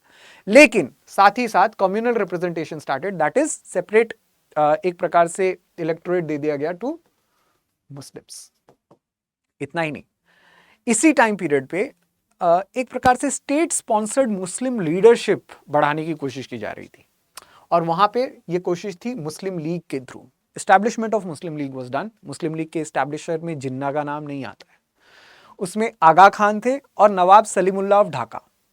इन दोनों को पर्टिकुलरली कर्जन के टाइम पीरियड से ही काफ़ी हवाएं मिल रही थी, राइट, कि आप खड़े हुए एक प्रकार से मुस्लिमों की रिप्रेजेंटेशन को दिखाना बहुत इंपॉर्टेंट है, सो ऑन सो फोर्थ। जैसे कि ब्रिटिशर्स मुस्लिम के भी हितैषी थे। आपने देखा कि किस तरीके से वहाबियों को और उससे पहले 1857 में मुस्लिमों को एक प्रकार से दिल्ली से हटाया जा रहा था। Ethnic cleansing was being done, और अब ये उनके हिमायती बन रहे थे। बट बहरहाल लॉर्ड मिंटो के टाइम पे एक सक्सेसफुल चीज इनके लिए होती है, ब्रिटिशर्स के लिए, that they are able to engineer a split in Congress. 1907 का स्प्लिट इन कांग्रेस होता है, also because of the distinction between extremists and moderates. इस सब चीज को आप सबसे अच्छे से जानते हैं। लेकिन एक बहुत इंपॉर्टेंट व्यक्ति थे इस समय, फॉर द फर्स्ट टाइम। इससे पहले वॉइसरॉय के एग्जीक्यूटिव काउंसिल में कोई भारतीय शामिल नहीं हुए थे। Sir SP Sinha was the first person to become a member of Viceroy's Executive Council, यानी कि वॉइसरॉय के सबसे टॉप वाले काउंसिल में, जहां पर सरकार या एग्जीक्यूशन का काम चलता है, एग्जीक्यूटिव का काम चलता है, उसके मेंबर हुए एसपी सिन्हा। इसीलिए आप एसपी सिन्हा को इंडियन फ्रीडम फाइटर्स की लिस्ट में नहीं देखते हैं, उतना कोई ज्यादा जानता भी नहीं है उनके बारे में, लेकिन उन्हें यह मौका दिया गया। If you are a good student you will find more about him, right. Indian history की कहानी सिर्फ गांधी, नेहरू, जिन्ना, पटेल, सुभाष बाबू यहाँ तक ही सीमित नहीं है, इससे आगे भी दुनिया है, ठीक है। उस दुनिया को अगर आप देखेंगे, उन पर्सनालिटीज़ को थोड़ा आप खंगालेंगे, खोजेंगे, you will have a different picture. आपको कुछ याद नहीं करना पड़ेगा, it will come as a story to you. So I would implore my dear students to look towards SP Sinha more, and I will also take this time to remember them that if you are preparing for 2024, particularly P2I batch is there with you. Don't worry any further. हम आपके साथ sustained तैयारी के लिए तैयार हैं. So I have already told you about the P2I batch. Take admissions before it is too late, right? Use the code ASHLIVE. Take admissions before it is too late. Okay. Seditious meeting prohibition act एक प्रकार से increasing militarism को या increasing revolutionary activism के डर से ये seditious meeting prohibition act आ रहा था। जुगांतर ग्रुप भी सेटअप हो रहा था, this was an underground group, और स्वदेशी मूवमेंट का ये एक दूसरा आयाम था। This was a different concept of swadeshi movement, and of course swadeshi movement had also started with the partition of Bengal, ठीक है। लॉर्ड हार्डिंग, जिनके टाइम पीरियड पर स्वदेशी मूवमेंट खत्म हो जाता है बिकॉज पार्टीशन ऑफ बंगाल को रद्द कर दिया जाता है। 1911 का टाइम था, transfer of capital from Calcutta to Delhi और annulment of partition of Bengal. ये दोनों चीज लॉर्ड हार्डिंग के टाइम पे हो रही थी, और ये कर रहे थे काम दिल्ली के दरबार में। जॉर्ज फिफ्थ आए हुए थे दिल्ली में फॉर क्वीन विक्टोरिया के प्रोक्लेमेशन में। लॉर्ड लिटन ने उन्हें बुलाते बुलाते रह गए, लेकिन वो आई नहीं, लेकिन उनके बेटे ज़रूर आए, और यहाँ से जो है एनलमेंट जो है वो शुरू हो गया, यानी कि जो पार्टीशन हुआ था वो खत्म कर दिया गया।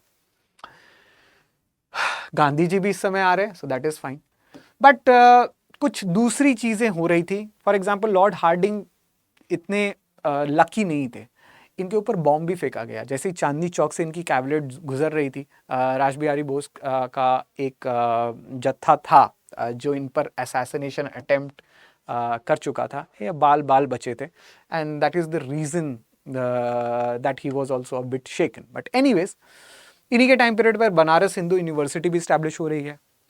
एक बड़ी इंटरेस्टिंग चीज़ मैं आपको बताऊंगा, BHU की साइट पर जाकर आप ज़रूर देख सकते हैं दो लोगों के स्पीच बनारस हिंदू यूनिवर्सिटी के बारे में, क्योंकि 1916 का वक्त है, दो लोग यहां पर स्पीच दे रहे हैं। इनफैक्ट ये गांधी जी की इंडिया में one of the earliest speech है, इवन चंपारण से पहले, चंपारण सत्याग्रह से पहले। सो एक थे एनी बेसेंट और दूसरे थे गांधी जी। दोनों की स्पीच BHU के साइट पर मौजूद है। If you have any interest, go and see that and see the difference in the thought process of Gandhi. Ghadar mutiny भी हो रही थी और कोमागाता मारू इंसिडेंट भी हो रहा था। एक्चुअली कोमागाता मारू एक शिप थी जो इंडिया से जा रही थी कनाडा, और उससे वापस भेज दिया गया बिकॉज बीच में वो रुकी भी थी। एक्चुअली इमिग्रेशन लॉज कनाडा ने बहुत स्ट्रिक्ट कर दिए थे, और इसी के तहत आधे से ज़्यादा लोग जब वापस आए भारत में इस शिप से, तो उन पर गोलियां भी चलाई गई, और ये काफ़ी इंपॉर्टेंट इंसिडेंट बन चुका था। गदर म्यूटिनी सैन फ्रांसिस्को से, वहीं की धरती से, यूएस और कनाडा वैंकूवर की धरती से पंजाबी विस्थापितों द्वारा चलाई गई एक मुहिम थी, जिसमें इन्होंने सोचा कि 1857 जैसा माहौल वापस बनाया जाए और ब्रिटिशर्स को एक साथ मिलिट्री एजेंडे के तहत भारत से हटा दिया जाए। This also fails. McMahon line इसी टाइम पे क्रिएट हो रहा है इंडिया और चाइना के बीच में 1914, राइट। एक चीज और जो मैंने यहाँ पर नहीं लिखी है, बिकॉज वो करंट अफेयर्स में है।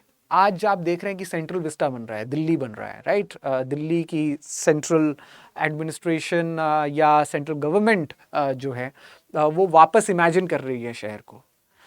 दिल्ली बनाने का श्रेय जब कैपिटल शिफ्ट हुआ वो भी लॉर्ड हार्डिंग को जाता है। सो इन्हीं के टाइम पीरियड पे दो आर्किटेक्ट्स आ रहे थे, एडविन लटियंस और सर हर्बर्ट बेकर, जिन्होंने दिल्ली को बनाना शुरू कर दिया उनके अपने एजेंडा के हिसाब से।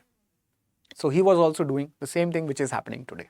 हिस्ट्री जो है वो साइक्लिक है, वो सर्कल में घूमती है। लॉर्ड चेम्सफोर्ड रिफॉर्म वाले lord Chelmsford, Montagu Chelmsford reform वाले चेम्सफोर्ड। ना देखिए, इनके टाइम पीरियड पे होम रूल लीग तिलक और बेसेंट दोनों का चल रहा था। All India home rule league जो थी एनी बेसेंट की थी, बॉम्बे वाली जो होम रूल लीग थी वो बाल गंगाधर तिलक की थी। इन्हीं के टाइम के साथ लखनऊ यूनिटी और लखनऊ पैक्ट भी हो रहा है, एक्सट्रीमिस्ट मॉडरेट्स मिल रहे हैं, और यूनिटी में you have the coming up of Muslim league and Congress together, right. August declaration इनका जब आया तो एक प्रकार से होम रूल लीग खत्म हो गया। अगस्त डिक्लेरेशन में इन्होंने कहा कि हम लोकल सेल्फ गवर्नमेंट बढ़ाएंगे भारत में, और इंडियन पार्टिसिपेशन भी बढ़ाएंगे भारत में, right. So that is one of the most interesting features जो अगस्त डिक्लेरेशन के साथ आ रहा था। लेकिन इसी डिक्लेरेशन के 2 साल बाद जब मॉन्टेग्यू चेम्सफोर्ड रिफॉर्म आया तो लोगों को धोखा लगा। ये डिक्लेरेशन तो वहां पे ब्रिटेन में दे रहे थे, बट यहां पर जब ये इंट्रोडक्शन किया इन्होंने 1919 का, so they introduce dyarchy.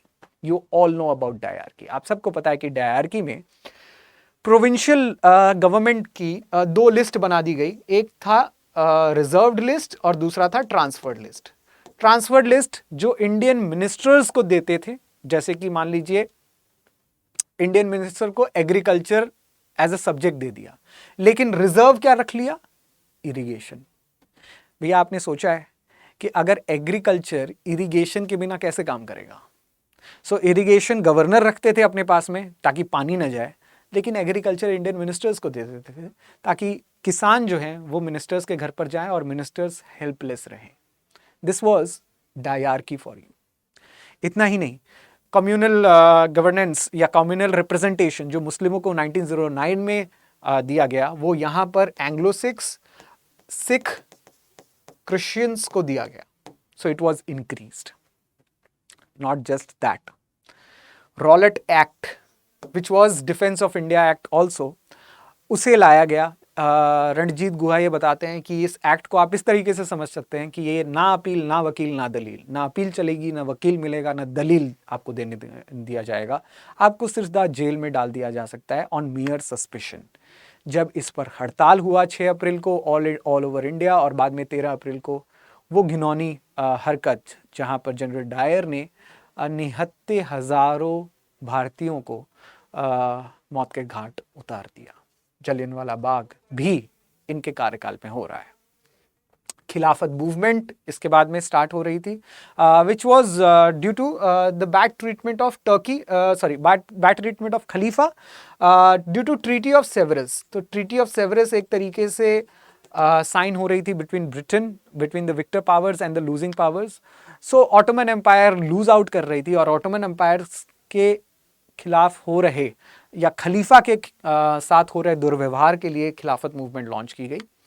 Ali brothers इसको लॉन्च कर रहे थे, बट साथ ही साथ बाद में गांधी जी ने ऑल इंडिया खिलाफत कमेटी की प्रेसिडेंटशिप हासिल की और उसे मर्ज कर दिया नॉन कॉपरेशन मूवमेंट के साथ।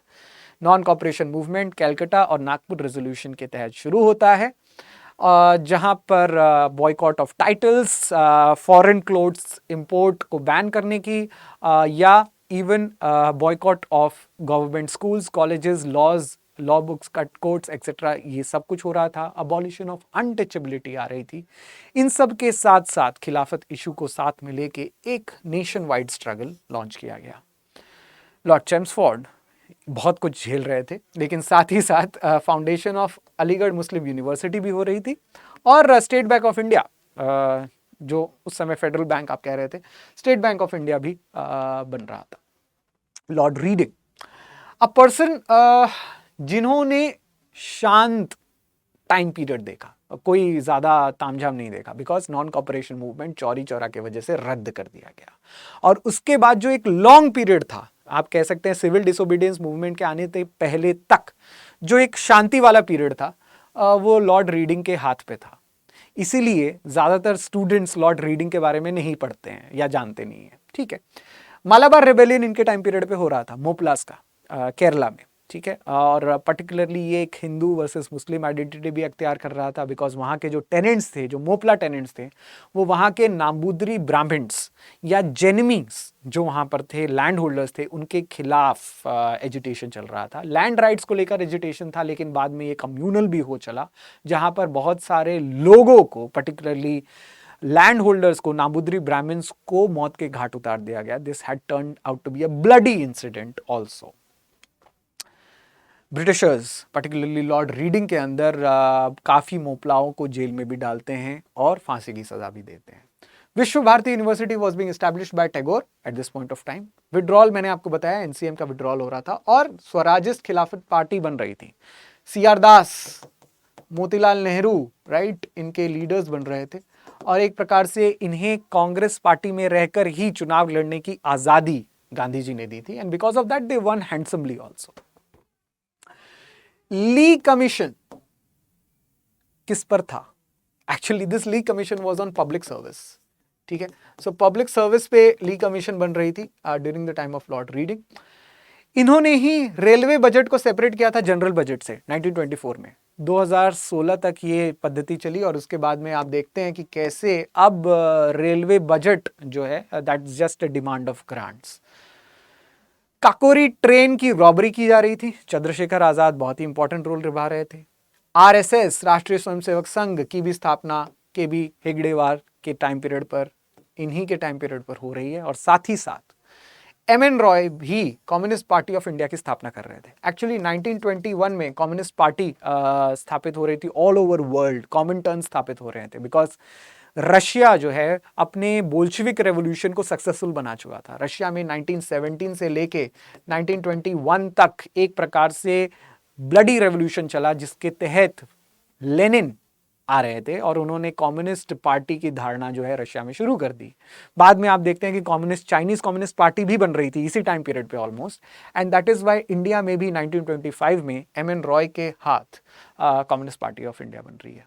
Very important facts for you to understand. याद करने की कोई आवश्यकता नहीं है, आप इसे कनेक्ट करके याद कर सकते हैं, राइट, जैसे कि मैंने आपको बताया। Lord Irwin, person who is known for Gandhi Irwin pact, but इसके अलावा भी he saw many activities in India, particularly Simon commission की एक्टिविटीज देख रहे थे। Simon commission was the commission which was set up to review the 1919 government of India act, right. But 3 साल पहले ही इसे सेटअप कर दिया गया था, because the conservative government in London thought कि उनकी सरकार अब आगे नहीं रहेगी। सो 10 साल बाद अगर सेटअप होता, यानी कि 1930 में सेटअप होता, उससे पहले ही साइमन कमीशन को सेटअप कर दिया और सब जगह भारत में इसके खिलाफ आंदोलन चली, because this was an all whites commission. इसी आंदोलन में वन ऑफ लाहौर में चल रहे आंदोलन में लाला लाजपत राय की मृत्यु होती है लाठी चार्ज के बाद, बिकॉज ऑफ एएसपी सॉन्डर्स, जिसका बदला सरदार भगत सिंह, राजगुरु सुखदेव लेते हैं विथ द लाहौर कॉन्स्पिरेसी। बाद में आप देखते हैं नेहरू रिपोर्ट भी आती है, जो इंडियन जॉइंट रिपोर्ट थी, ये सिर्फ मोतीलाल नेहरू, हालांकि उनके नाम पर हम इसे कहते हैं नेहरू रिपोर्ट, लेकिन this was an all parties committees report, जिसमें मुस्लिम लीग की भी सहमति थी, जिसमें कांग्रेस की भी थी, जिसमें कृषक Praja, union Praja parties, CPI etcetera, every other parties were there. बहरहाल इस रिपोर्ट के आने के साथ ही जिन्ना अपने अलग से 14 पॉइंट प्रोग्राम डालते हैं, जिसमें वो अपने सेपरेट इलेक्टोरेट से मांग को लेकर, या सेंट्रल लेजिस्लेटिव असेंबली में ज़्यादा मांग को लेकर, या रिजर्वेशंस को लेकर बात करते हैं to the viceroy, particularly lord Irwin. इसी के साथ साथ पूर्ण स्वराज रेजोल्यूशन भी आ रहा था, जवाहरलाल नेहरू इसे लॉन्च कर रहे थे लाहौर में ही, और यहाँ पर एक प्रकार से टॉकिंग टूवर्ड्स डोमिनियन स्टेटस, यानी कि कोई डोमिनियन स्टेटस की बात नहीं होगी, कंप्लीट फ्रीडम की बात होगी। That was the idea behind it. Meerut conspiracy case communist parties के खिलाफ था, गवर्नमेंट की ये केस थी जो कम्युनिस्ट पार्टीज या उनके मेंबर्स के खिलाफ था, जिसमें मीनू मसानी भी हुआ करते थे, एम ए अंसारी भी हैं, ऐसे डांगे भी हैं, ऐसे लीडर्स को दूर रखा जा रहा था। Actually this was done due to overhanging balance of Russia, Russia से डर कर या कम्युनिस्ट मूवमेंट से डर कर इंडिया में भी कम्युनिस्ट्स के खिलाफ काफ़ी एजेंडाज लाए जा रहे थे।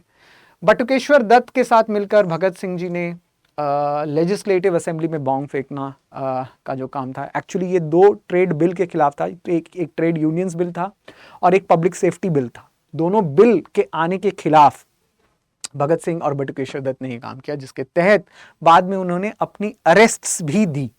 बाय द वे लाला लाजपत माफ करिएगा, एएसपी सॉन्डर्स के असैसिनेशन के बाद इन्हें अरेस्ट करने में नाकाम रहती है ब्रिटिश पुलिस, लेकिन बाद में इन्होंने खुद ही अपनी अरेस्ट सामने की। एक और चीज़ थी जो लॉर्ड इरविन के टाइम पे आ रही थी, और इन्होंने दीपावली के टाइम ये डिक्लेरेशन दी थी। मैं अपने डियर स्टूडेंट्स को पूछना चाहूँगा कि थोड़ा ढूंढें इसके बारे में। मैं हिंट ये दे सकता हूँ that this was related somewhere with Nehru report and somewhere with पूर्ण Swaraj, not that much with पूर्ण Swaraj, but this was related to Nehru report. की नेहरू रिपोर्ट में जिस डोमिनियन स्टेटस की बात की जा रही थी, उसी चीज को लेकर कुछ दीपावली डिक्लेरेशन दे रहे थे लॉर्ड इरविन, एक प्रकार से अपने आप को अपीज, हिंदूज को पर्टिकुलरली अपीज कर रहे थे। And this Deepavali declaration is yet not an asked question in UPSC, we hope that it may be. Allahabad address भी आ रहा है इसी टाइम में। अल्लामा मोहम्मद इकबाल बहुत ही ज्यादा जाने माने मुस्लिम लीग के लीडर रहे before Jinnah, by the way, and in Allahabad address he was also speaking of a nation separately for Muslims. Pakistan as a word was not used. Hartog Committee of Education was coming up. Chittagong Armory raid by Surya Sen was also being done during this point of time. और finally आप जानते ही हैं कि Gandhi Irwin pact होता है, जिसके तहत civil disobedience movement को रोक लिया जाता है और Gandhi ji second round table conference में शामिल होने के लिए मान जाते हैं। वही second round table conference Lord Willingdon के टाइम पर होता है, जिससे गांधी जी हताश और निराश होकर लौटते हैं, because he had to suffer what you call as MacDonald award और राम से मैकडोनल्ड अवार्ड, जिसमें ब्रिटिशर्स ने कोशिश की कि भारत के डिप्रेस्ड क्लास को, भारत के दलितों को हिंदू समाज से या भारतीय समाज से अलग कर दिया जाए, उन्हें भी सेपरेट इलेक्टोरेट दिया जा रहा था। And Gandhi was against this fact. In fact उन्होंने पूना पैक्ट साइन किया between Ambedkar and of course the pact was signed on behalf of Gandhi by Madan Mohan Malviya. ठीक है, गांधी जी जेल में थे, येरवड़ा के पुणे के जेल में थे, लेकिन पूना पैक्ट साइन हो रहा था, जिसमें 148 रिजर्व्ड सीट्स बाद में डिप्रेस्ड क्लास को दी गई, सेपरेट इलेक्टोरेट सीट्स नहीं दी गई, राइट, बिकॉज गांधी जी का मानना था कि Dalits unlike Muslims are not part of Hindu समाज। ऐसा नहीं कि हिंदू समाज के पार्ट दलित नहीं है, वो हैं, उनका उत्थान होना चाहिए। इसीलिए बाद में गांधी जी इसके बाद रिजाइन करते हैं कांग्रेस से और एक प्रकार से हरिजन मूवमेंट की शुरुआत भारत में होती है। कांग्रेस सोशलिस्ट पार्टी भी बन रही थी, लोक नायक जयप्रकाश नारायण भी इस पार्टी से काफी जुड़े हुए थे। कांग्रेस में रहते हुए ही ये सोशलिस्ट पार्टी बन रही थी। ऑल इंडिया किसान सभा भी इस्टेब्लिश हो रही है अवध किसान सभा के बाद, और गवर्नमेंट ऑफ इंडिया एक्ट आ रहा था 1935 के साथ। हालांकि government of India act led to coming up of federation in India. एक प्रकार से जो डायरकी थी स्टेट में 1919 में वो अबॉलिश कर दी गई। So dyarchy was abolished and it was introduced in centre. और not just that, group A, B और सी में एक प्रकार से भारत को बांट दिया गया, और this was the launching of new India as such.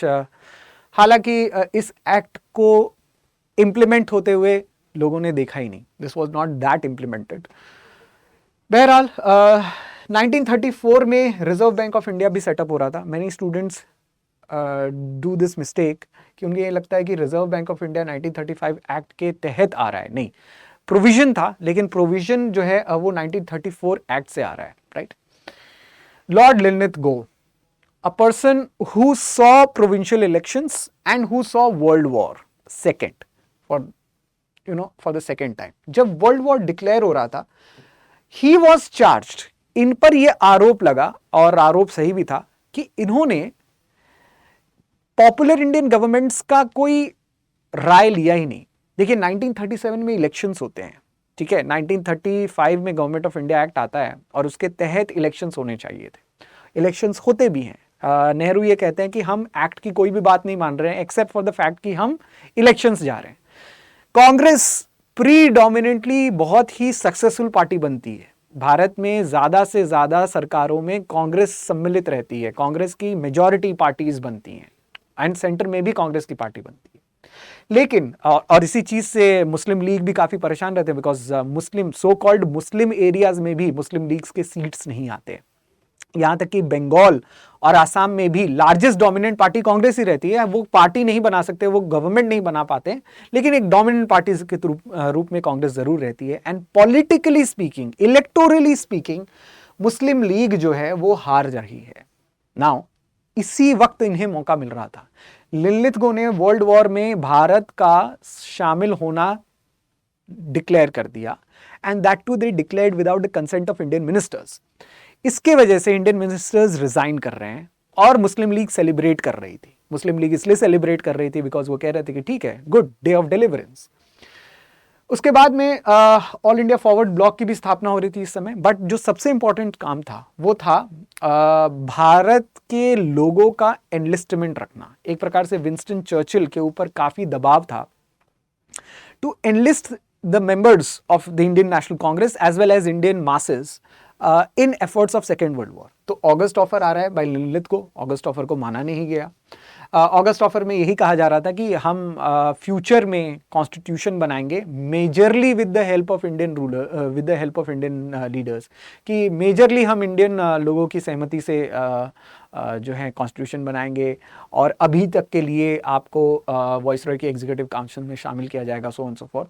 Said nothing doing, we want purna swaraj, हमें इन सब से कोई मतलब नहीं है। क्रिप्स मिशन भी आता है सर स्टैफोर्ड क्रिप्स का, वो भी यही दोहराता है 1942 में। और जब ये दोनों मिशन फेल हो जाते हैं क्रोनोलॉजिकली, तो आता है क्विट इंडिया मूवमेंट। और क्विट इंडिया मूवमेंट के बाद you have the formation of Indian national army of captain Mohan Singh, Shahnawaz Khan, and then later on Subhas Chandra Bose इसकी रीन्स अपने हाथ में रहते हैं। और बंगाल फेमाइन भी इन्हीं टाइम पीरियड पे आ रहा था। इनफैक्ट बंगाल फेमाइन अपने हक में इतनी खराब स्थिति में पहुंच चुका था कि ये कहा जा रहा था कि वॉर के टाइम पर बंगाल में ब्रिटिशर्स फेमाइन के समय बंगाल से चावल एक्सपोर्ट कर रहे थे टू देयर वॉरिंग जोन्स। यानी कि जब घर में भूखमरी है, जब घर में अनाज नहीं है, तो उस अनाज को एक्सपोर्ट किया जा रहा था बिकॉज वॉर करना था। You can imagine the height of indifference that Britishers had even during the time of 1940s, जब उन्हें छोड़ना ऑलमोस्ट तय था। लॉर्ड वेवल आते हैं, यानी कि एक मिलिट्री जनरल आते हैं। अभी तक आपने जितने भी वॉइसरॉयज को देखा वो एडमिनिस्ट्रेटर्स थे। अब श्रृंखला जो है वेवल और माउंटबेटन, दे वर मिलिट्री जनरल्स। अदर देन अगर मैं कहूं Lord Curzon, he was also behaving like a military general. But आप देखेंगे CR फॉर्मूला आ रहा है, चित्तरंजन माफ करिएगा, C राजगोपालाचारी फॉर्मूला, जिसमें मुस्लिम लीग के साथ मिलकर एक जॉइंट एफर्ट की जा रही थी कि कैसे देश को जो आज़ाद होने वाला है हम एक जॉइंट स्ट्रक्चर दे सकें, क्योंकि शिमला कॉन्फ्रेंस में ब्रिटिशर्स ने ये तय कर दिया था that there will be orderly removal और orderly passing away of Britishers, कि ऑर्डरली ब्रिटिशर्स जो हैं देश को छोड़ के जाएंगे। तो शिमला कॉन्फ्रेंस में जहां पर ऑल पार्टी कॉन्फ्रेंस हो रही थी वहां पर लॉर्ड वेवल ने तय कर दिया था। जैसे ही वर्ल्ड वॉर सेकेंड खत्म होता है वेवल प्लान आता है, और वेवल प्लान एक प्रकार से मुस्लिम लीग टॉर्पीडो कर देती है, खत्म कर देती है। वेवल प्लान में यही था कि वो चाहते थे कि वॉइसरॉय की एग्जीक्यूटिव काउंसिल में सारे के सारे भारतीय हों एक्सेप्ट ऑफ वॉइसरॉय, और ये भारतीय नॉमिनेट किए जाने चाहिए। नाउ प्रॉब्लम आ गया था नॉमिनेशन पे। जिन्ना ये समझते थे कि नॉमिनेशन मुस्लिमों का वही करेंगे, उन्होंने इस बात पर अपनी साफ नाराजगी जाहिर कर दी कि मुस्लिमों का नॉमिनेशन कांग्रेस नहीं करेंगे। ऐसा क्यों? क्या आपको नहीं लगता कि मुस्लिम्स के रिप्रेजेंटेशन कांग्रेस लीडर्स नहीं करते थे? बिल्कुल करते थे। One of the most ironical things was that, सबसे बड़ी आयरनी की बात यह थी कि उस समय कांग्रेस के अध्यक्ष एक मुसलमान हुआ करते थे, मौलाना अब्दुल कलाम आजाद। बट बहरहाल वेवल एक ऐसे वॉइसरॉय निकले जिन्होंने जिन्ना को ये डिमांड रखने दिया और एक प्रकार से जिन्ना के पॉलिटिकल स्टैंड्स को भी बढ़ा दिया। ठीक है, आईएनए ट्रायल्स भी हो रहे थे और ये इनकी अपरिपक्वता को बताता है, यानी कि इनके इमेच्योरिटी को बताता है। As I told you, he was a military general. In fact इनको बाद में मेसोपोटामिया के कुछ वॉर क्राइम्स को लेकर या वॉर सिचुएशंस को लेकर रिजाइन करने का भी मौका मिल रहा था, बट इन्होंने रिजाइन किया और उनकी रेजिग्नेशन ली नहीं गई। He was not an administrator, plus I think he was a person who was thrust upon India, जो इंडियन पॉलिटिक्स को बिल्कुल नहीं समझते थे। He created a folly. इन्होंने एक हिंदू, एक पंजाबी, एक सिख यानी कि, और एक मुस्लिम सोल्जर, तीनों को खड़ा किया आईएनए ट्रायल्स में। ठीक है, सो प्रेम सिंह ढिल्लन, शाहनवाज और you have Gurbaksh Singh, they were all coming together for INA trials. INA के जो भी कैप्चर्ड सोल्जर्स थे जो सेकेंड वर्ल्ड वॉर के बाद प्रिजनर्स ऑफ वॉर बन गए ब्रिटिशर्स के, उन्हें म्यूटनी के लिए खड़ा किया जा रहा था। And you know what, INA trials, जिसको रेड फोर्ट ट्रायल्स भी कहा जाता है, रेड फोर्ट ट्रायल्स में ये मौका मिला कि सारे के सारे ध्रुवीय भारतीय पार्टी, जैसे कांग्रेस हो या मुस्लिम लीग हो या कृषक प्रजा पार्टी हो या कम्युनिस्ट पार्टी हो या हिंदू महासभा हो, ये सारे पार्टीज जो अलग अलग होते थे वो एक साथ मिलकर आ गए इन सबको रिप्रेजेंट करने। रेड फोर्ट ट्रायल्स, जहां पर तेज बहादुर सापरू जा रहे हैं, जवाहरलाल नेहरू जा रहे हैं, जिन्ना भी जा रहे हैं, मौलाना अब्दुल कलाम जा रहे हैं, that became the national symbol of unity. और ये फॉली जो है लॉर्ड वेवल कर रहे थे। ठीक, उसके बाद में कैबिनेट मिशन प्लान आता है जिसके तहत अब आगे बंटवारा या बंटवारे की बात तो नहीं की गई थी, इनफैक्ट ग्रुपिंग्स में बांटा गया था भारत को। और ये grouping, group A, group B, group C में शायद मुस्लिम लीग को लग रहा था कि group B, which was Muslim dominated group like Bengal and Assam या नॉर्थ वेस्टर्न फ्रंटियर प्रोविंस, उन्हें दिख रहा था। So they were looking out for creating rift. Direct action day Muslim league के द्वारा ही तय किया गया एक कम्युनल प्रोग्राम था जिसमें ऑल ओवर इंडिया राइट्स एक प्रकार से की गई। रॉयल इंडियन नेवी की म्यूटनी भी हो रही थी आईएनएस तलवार बॉम्बे के शोर्स पे, बिकॉज यहाँ पर जो नेवल ऑफिसर्स थे इनके मिसट्रीटमेंट को इन्होंने दिखाया था कि इस तरीके से सेकेंड वर्ल्ड वॉर के दौरान इंडियन सोल्जर्स के साथ मिसट्रीटमेंट हो रही है। इनफैक्ट काफ़ी हिस्टोरियंस ये कहते हैं that this mutiny was the last nail in the coffin of the British empire, because जब आर्मी बगावत आपके खिलाफ कर दे, जब नेवी आपके खिलाफ बगावत कर दे, तो फिर आप सिचुएशन होल्ड नहीं कर सकते। एनीवेज, इंटरिम गवर्नमेंट ये फॉर्म करते हैं और उसके बाद इन्हें छुट्टी दे दी जाती है भारत से। और एक एक्सप्रेस अगर मैं कहूं एजेंडा के साथ लॉर्ड माउंटबेटन को भेजा जाता है। By the way, he was also a member, a relative of the British crown, right? So इन्हें एक एक्सप्रेस एजेंडा दिया जाता है कि आपको आज़ादी देकर वापस आना है, right? So that is the agenda, but he has more solid relations with India. He was not just the last viceroy, but the first governor general of independent India also.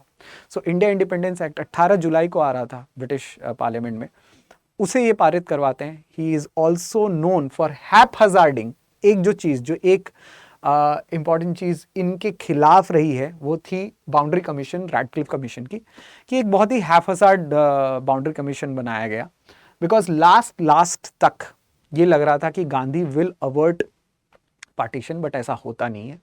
So boundary commission को बहुत ही कम समय दिया जाता है, and because of that partition India और पाकिस्तान के बीच बहुत ही दर्दनाक रहा है. We also remember 16th of August now as partition day, right? 14th of August by the way. India Independence Act, और उसके बाद as I told you becomes the first Governor General of independent India. But एक चीज़ और जो मैंने यहाँ पर नहीं लिखी है is that he plays a very important role in integration of Indian princely states.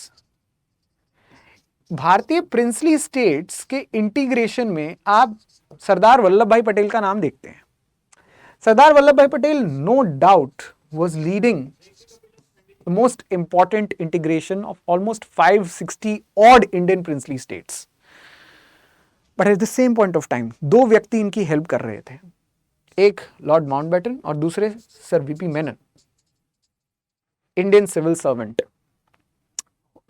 एक प्रकार से सरदार पटेल के साए, इवन लॉर्ड माउंटबेटन के साए थे वो.